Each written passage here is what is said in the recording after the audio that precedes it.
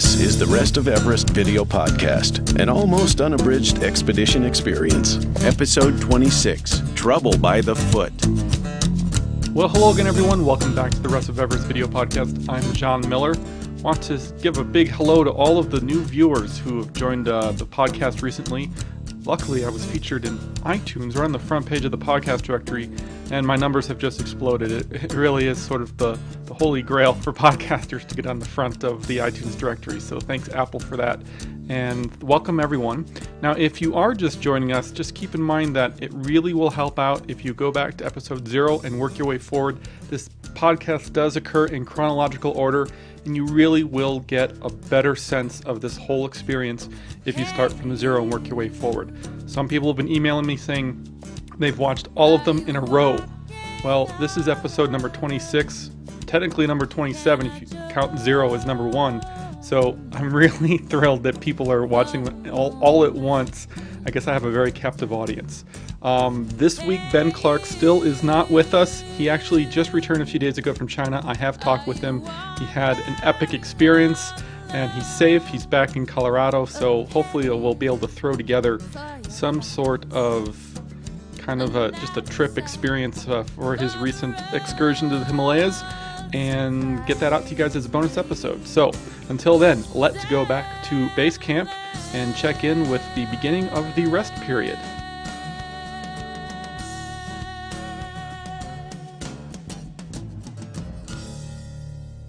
Okay, so here we are back at base camp. That's the wonderful view of Everest from our camp. You know, I'm not exactly sure what we're looking at there. I'm guessing that is just another team's tent. Ben must have taken that photograph from a little bit further down base camp. This is the view across base camp from our camp. You can see that it's actually quite a large area where there's tents spread, and the Muddy Peak is always towering over everything. That peak is, 13,000 feet higher than we are. So this is me. I'm the one with my leg up in the air there. This is me at the Russian camp from St. Petersburg. And that fellow I have my foot in his lap, that's Dima. He's their team doctor. And when I came down from Advanced Base Camp, I absolutely mashed my big toe. You can kind of see there's something wrong with it there. It actually, to me, looked like some sort of alien creature. And he was very adamant about needing to operate. So he explained to me, it'll be little surgery. And so he's a teaching surgeon. He's actually specializes in frostbite treatment as well. And so you can see that I'm videotaping that. I wish I still had the video. For some reason, I erased it. I filmed the entire procedure. It was kind of gruesome, but extremely interesting. And if I can ever recover that video from this team, I'm going to try to post it as probably an episode on my website. I don't know if everyone would want it delivered right to them. It is kind of gruesome, but I did survive. When I actually returned from the descent from Advanced Base Camp, I was absolutely exhausted because it was a very long day for me. I could not walk very quickly. So I was telling people that there's something wrong with my foot. They could see I was in pain, but I wasn't willing to take off. I was so exhausted I wasn't willing to take off my shoes or my socks and deal with the situation right then. So I slept on it, and the next morning, while everyone was eating breakfast, I hobbled into our orange dome, and I said, I think I'm ready to take off my sock, and everyone was interested. Yes, they're eating breakfast, but they wanted to see what was wrong. So I took off my boot, and then I took off the sock, and I took off the inner sock that I was wearing, and I remember just looking at my toe and thinking, that's not my toe. I don't know what that is. It's some kind of, bruised, swollen piece of meat, and it was absolutely foreign looking. And Bertrand, one of the French climbers on our expedition team, sharing the permit, he leaned over the table, he looked at my toe, and he jumped back and he said, "Ugh, it looks like sausage in the water." And so that was the big joke, that my foot looked like sausage in water. And after that, I hobbled over to actually, I guess Ben pretty much thought that I can't overemphasize how bad the toe looked, and I wish these photographs did better justice to it, but Ben thought that my experience was now going to be over. I was going to have to go back to Kathmandu and fly home. This was how bad my foot looked. But I remembered that Dima was over at the other camp, so I hobbled over there. It was only about 50 yards away, and Dima was sleeping. He wasn't in their tent, but Vova and Andre were. So I suggested to them, do you think I might be able to see Dima? And they said, oh, he's asleep. And they said, why do you need him? And so at this point, I was just wearing sandals. So I took off the sock that I was wearing, and each of them jumped back. And Vova came around, patted me on the shoulder, and ducked out of the tent. And minutes later, Dima was there. And that's when he began operating. So that's my little foot story. And again, you'll hear more of it throughout the rest of the trip. So this is back in our tent, and we had a little bit of some weather come in. Ben and team were only expecting to be down there at base camp resting for 3 or 4 days, and it turned out to be, I believe ended up being about 9 days. So part of the expedition experience is that there's a lot of weather, and so this is a interview that I did with Ben, sort of regarding the state of affairs. I went up to ABC and I saw you, and you came down from the mountain wasted. Yeah, everyone does. But you were upset. Not everyone comes down upset. No, I wasn't upset. I was just tired. I mean, what's difficult about this peak is that, I've climbed all over the world, and I've worked really hard to get here. I've put thousands of hours in to training, into climbing, and it's not like I put it in there and it was wasted. I mean, I had great times and I picked up wonderful experiences, but at the same time, there's a key element to this trip that I didn't figure out until I got here and I got above 23,000 feet, and that's that I can move as fast as anybody else up there. I'm as strong as anybody else up there. I sleep better. My mind is as sharp as possible. But what happens is that I look at something and I pick it apart piece by piece. It's that process that got me here. It's the process that I use every day. Allows me to conquer anything huge. But here, you don't eat. You walk and you do not eat. And when you're 23 years old and you're an athlete and you're growing, I mean, I was a late bloomer, and I'm not making excuses. I don't think there's any need for them. But what I am saying is that I just have to rework an entire way of how I climb in order to climb this mountain. I mean, I've climbed several peaks below 23,000 feet, many, many, many peaks. I've been above 14,000 feet over 100 and something times, and yet you get to 23,000 feet, me, I'm hungry. Most everyone else, they're starting to get a headache, they're starting to not want to eat. I'm hungry, I'm healthy, my mind is sharp. I had a conversation at 25,000 feet in Spanish, and here I am and I can't eat because there's no time. So what I have to do now, what I learned from it, I mean, this doesn't have to be some negative aspect of the climb, but what I've learned here that I can contribute and turn into a positive is that I got to start a couple hours early if I'm going to even consider stopping to eat, or I have to start drinking only sugar water. So if you can imagine moving 2,000 feet up a mountain, being 23 years old with a metabolism where I could eat 2 pizzas at any time during that climb and only having about 200 calories of sugar water, that is a crux for me that doesn't even involve a mountain. That's going to be, I think, the hardest part of it, is just keeping myself fed and able to continue to walk, because mentally I am as determined as they come, but without fuel, the engine doesn't run. How are you feeling about Summit Day? You've expressed a little bit of concern about how early it is and everything like that. Just kind of give me the lowdown. Well, the concerns I have for Summit Day are that it's going to come up pretty soon, and that my goal was to get here early enough, which I believe we certainly did, in order to be acclimatized. I feel like physically, having been to over 25,000 feet now and mentally been as sharp as possible, like I said, having a conversation in Spanish, my head's on straight and I'm smiling up there. It's the hardest damn work I've ever done in my life, and there's no way that I can possibly look at it and say that this mountain is not the most difficult thing out there for me to possibly have done. I mean, I look at each step and I think of hundreds of hours and thousands of steps that went into that step. And part of me says, my God, how can I take another step? This is just so difficult. But the other part of me says, I want to know this thing. I want to know. I mean, what is this? So what? So it's hard.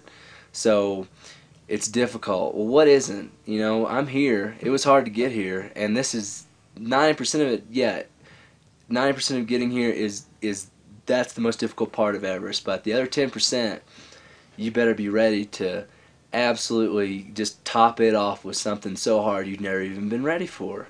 And that's what's great about it, is that it is an ultimate challenge, and there is no, there's no relief. I finally got here.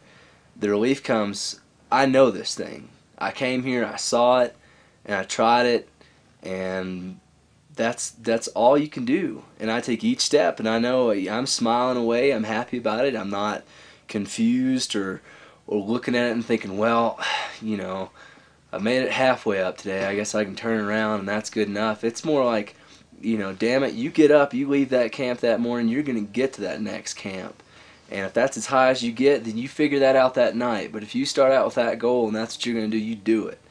And that's the kind of person I am, so I can handle it. But, the one day where it's not going to be, I left, I'm going to this point and back, is probably going to be summit day. Because that day is up in the air. And that's what I like about it. You take a gamble, you take a risk. Sometimes you win, sometimes you lose, but in climbing, there is no win or lose, because there is no striking out, there is no no-hitter game, there is no touchdown. It is about the full experience of the mountain. The top is halfway, and that's what you have to look at. If I make it to summit day, then damn it, I gave it what I had. And that's all I can do. And I'm satisfied with it. There's no turning me any other way, inside out, upside down, right from left. I'm still going to look at it and say, that's it. You come, you try. It's something I didn't know anything about. I learned about it. I'm happy with that. That's all I wanted. I'm satisfied. And my curious mind can continue to wonder, and maybe now to wander to a new project. And I think that that's the point, is that I'm very fortunate to have grown alongside, a landscape, but no less the greatest and highest landscape in the world. I came here to push myself to grow. That's what I'm seeing as growth. It's the hardest I've ever had to work in my life, and it is the most exhilarating and satisfying experience I could possibly imagine, because I am here doing it, and I'm not just saying it, and I'm not just letting someone else tell me how it could have been done or how it could have felt. I know. You were telling me that climbing Everest is kind of unlike anything else you've ever done. It is because the analogy you gave me, I want you to kind of say it again on camera, is that you climb A to B to C to D. Whereas on Everest, you have to go A to D. Yeah. Explain that. Well, it's like, climbing is about efficiency, and it's about looking at a large problem, or it's about this, almost like looking at a ladder and thinking, how do you get to the top of the ladder where there are all these different rungs, all these different steps you take. And when I can look at a mountain, the way I look at a mountain is sometimes I see it as if it is a ladder. I see from bottom to top, but I see all these different steps where I can take it. And I'm the kind of guy that takes, A to B to C to D. I'm very pragmatic. Although I am artistic, I'm also very fluid with the rigidity and structure that has to take place, because there are rules here. And for once, I can't break any of the rules in a way that allows my body just to be a little more efficient. You have to play strictly by what Everest dictates. And more often than not, that doesn't mean you're going to get a break. That means you're going to go from A to D. B and C do not exist except for in your head. So that when you get there, you just know you've still got halfway or you've still got 3/4 of the way to go. And that's a challenge.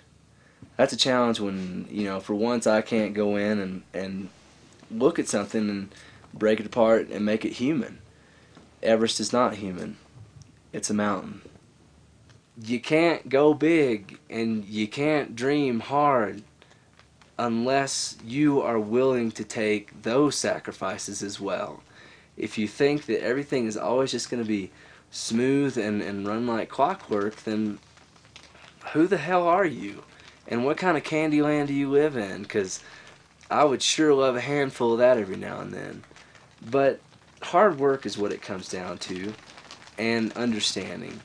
And if you can just get over the fact that not everything is going to work your way, and you just get on with it, then hell, things will work out.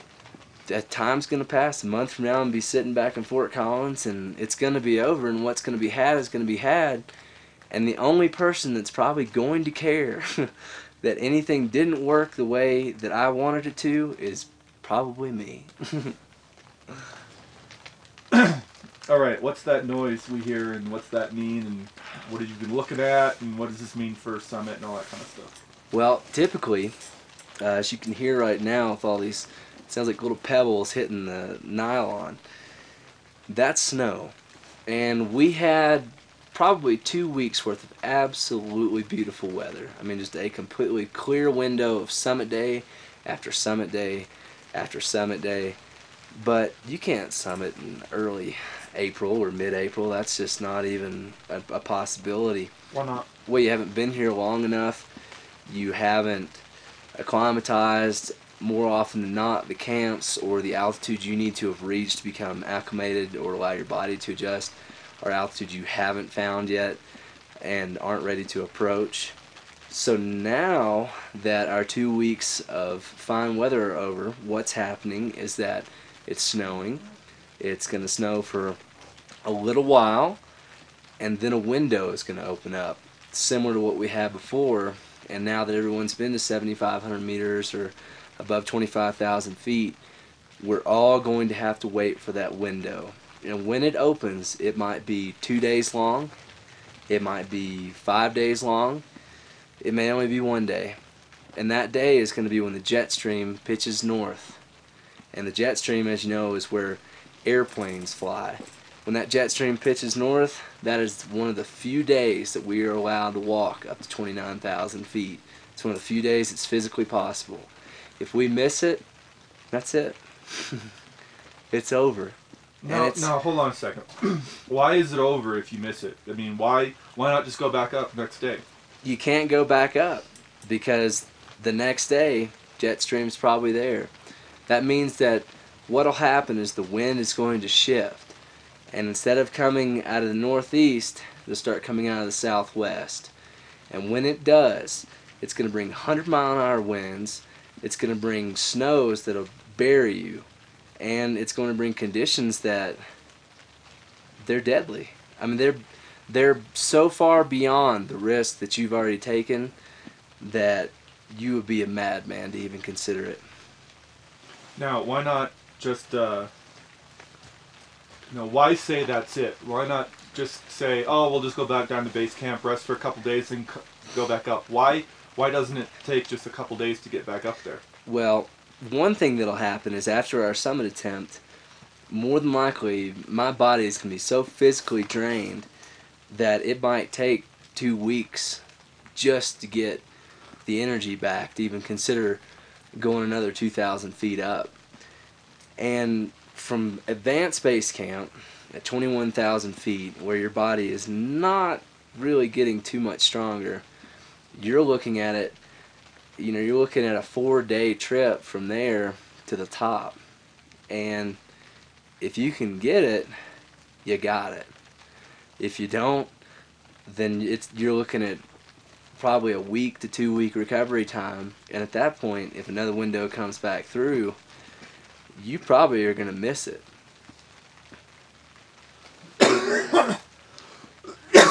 Why not? No, I'm telling you, man. Why not just spend all of your time at ABC? That way you're ready to go. You're ready to just jump on the route. Everybody wants to. You know, you come down here to base camp and you're sitting here at 16,400 feet and you're building up red blood cells. Your blood's thickening. It's becoming accustomed to the altitude. Oh. Hello? Man, I was hoping you'd come down here. Come on in. Shit. Holy, it's a bazooka! Let's go. Don't get me on that. Here. Oh, man. Yeah, have a seat. John, this is Jess Roscoe. Jess, nice to meet you finally. Nice I've heard to a meet lot you. about you. Thanks. I sent out an email today with your name in it. Here. Did ya? Now let's pitch all this shit out of here. You want some butter cookies, man? Good. Awesome. Oh, man, Okay, so like we said there, that's Jess Ross Kelly. At the time, he was 20 years old, and he became the youngest American to summit the mountain.